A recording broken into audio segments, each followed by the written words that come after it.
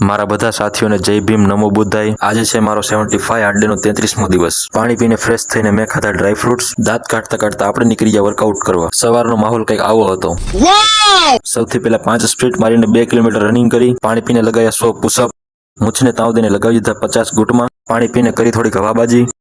શાબાશ। પછી 100 દેશી બેઠક, 50 લેગ સ્ક્વેડ અને લાસ્ટમાં બેન્ચ પ્રેસ મારીને વર્કઆઉટ કરી દીધું પૂરું। અને આપણે નીકળી ગયા હોસ્ટેલ બાજુ, કેમ કે સુરત દાદા પણ નીકળી ગયા હતા, એટલે આજે થઈ ગયું મોડું। રૂમે આવીને ક્રેટીન પીને હું આવી ગયો કોલેજે। કોલેજેથી આવીને ખાધા 40 ગ્રામ મગ અને 40 ગ્રામ ચણા, જેનાથી અંદાજે મને 9 ગ્રામ પ્રોટીન મળશે। બપોરે જમીને કોલેજનો એક શ્રમ પૂરો કર્યો, ત્યાં તો પાછી ભૂખ લાગી ગઈ।